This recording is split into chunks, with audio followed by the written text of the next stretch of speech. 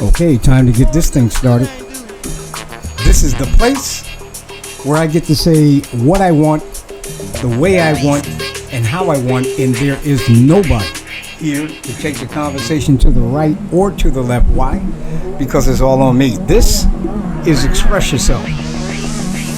And I'm Nate Patterson.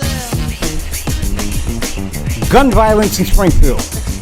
There was a shooting over on Steven Street, and we're going to get to that in 60 seconds.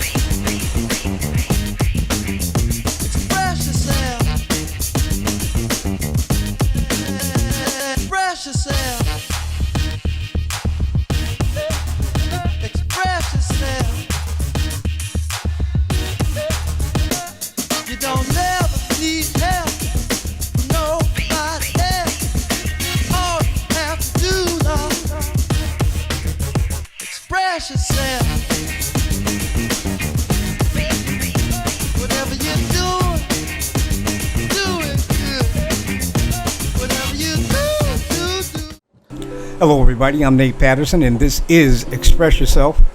And my question today is, who is Minister Charles Stokes? Minister Charles Stokes, as you know, is running for Springfield City Council at large. And I think he's doing a damn good job. And I'll tell you why. You see, people are underestimating this man. This man is brilliant. This man has a brilliant mind, no matter what his past is. Now, let's talk about that for a second, his past. Okay, since this man has turned his life around, okay, and began to pursue righteousness throughout the city in terms of black and brown people being treated fairly, okay, nobody is really recognizing that. Nobody's really recognizing that. Hang on, let me fix this camera. I shouldn't be doing this, but I'm going to do it anyway. Okay, nobody is recognizing that because they're too busy harping on his past, who he was. See, the key word in that sentence is who he was. He's not that anymore. And he's trying to not be that anymore. Okay? Now, let me tell you what, in my opinion, okay, separates this man from the rest of the pack. Right? Now, as we know, the city council is made up of various people. Some are my friends and some are not. But I'm going to speak some hard words today, and this is the political season, so I can say what I want. You'll have to understand or just don't like me. I could care less either way. Okay? Let's make that perfectly clear. I could care less either way. Now, here's my take on things. You see, when this class of city council, I think, falls way short. I think they're publicity hounds. I think they're sensationalists. I think that they don't have a clue what's going on in the inner city. Okay, while they go out and try to tackle all the spectacular headline issues that get them photo ops in terms of racial inequality, but they only handled one racial issue.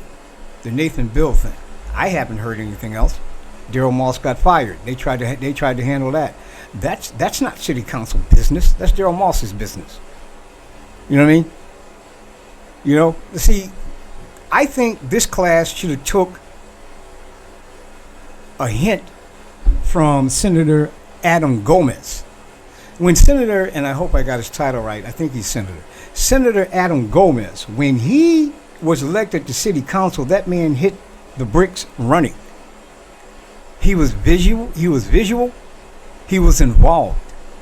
He wasn't sitting behind a desk, you know, being unseen or in front of a camera for a photo op talking nonsense like the rest of the pack. Yeah, y'all were talking nonsense because 80% of the stuff that you guys, I'm talking to you, city council, that you guys jumped out with, where is it?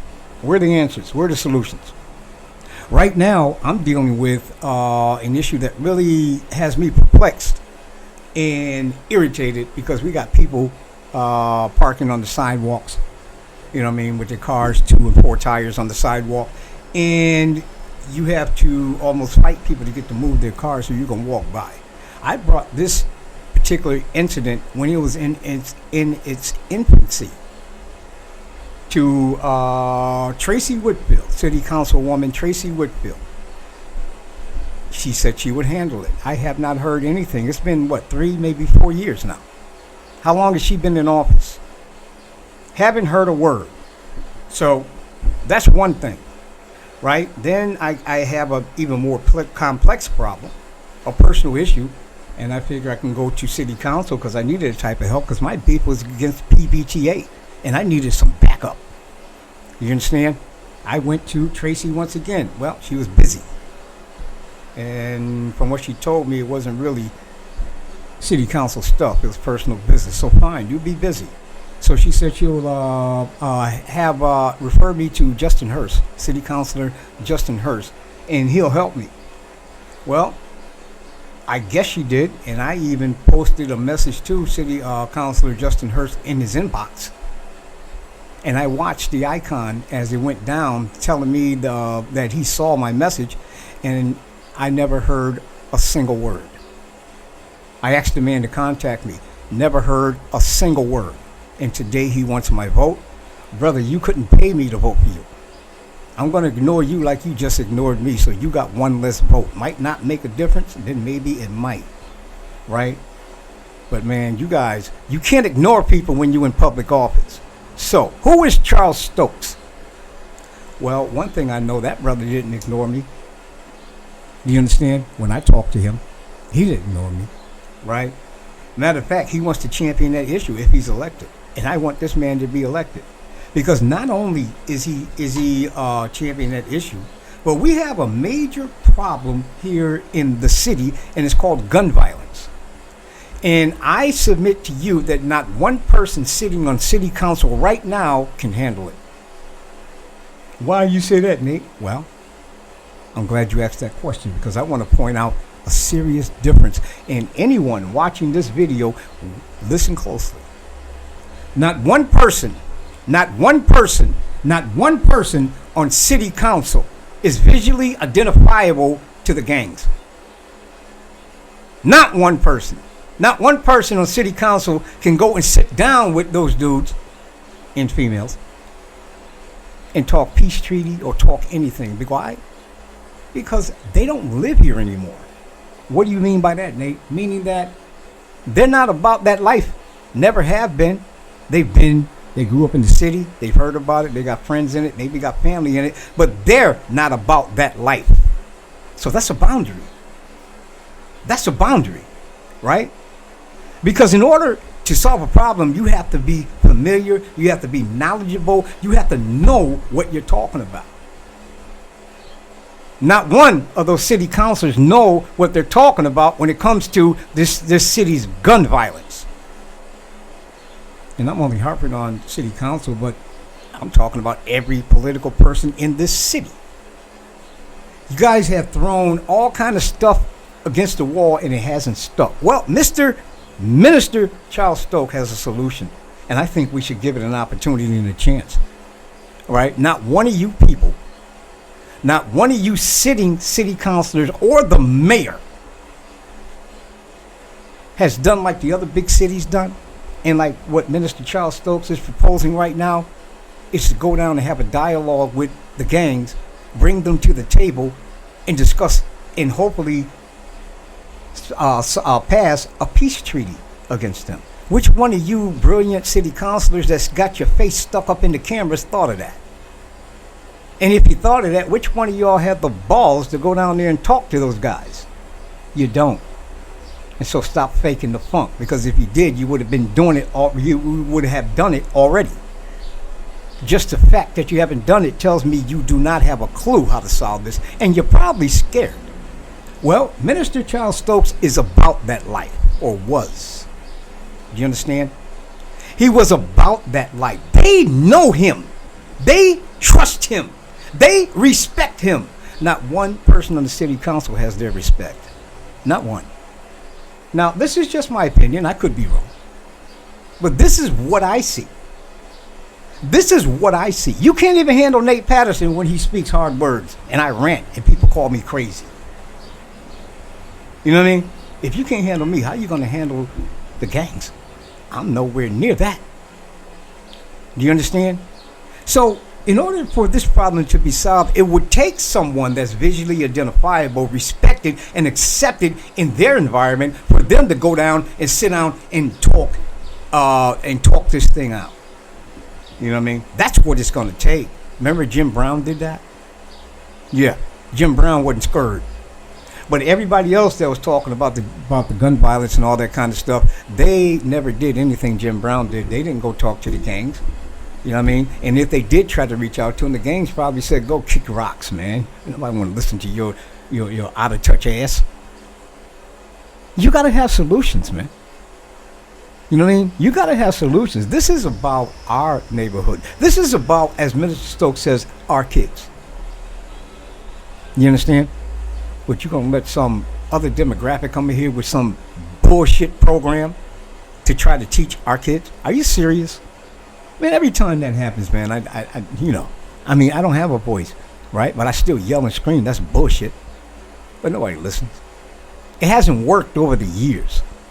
But you have a candidate for city council at large that has the tools and the ammunition to go in and make a difference. And the only thing that you want to do is bring up his past? Are you serious? What about your past? Have you thought about that? Are you still worried that people might find out stuff you haven't told them yet? See, Minister Charles Stokes has been very transparent, and he's been very sincere about that. But people have been very disrespectful because they don't believe him.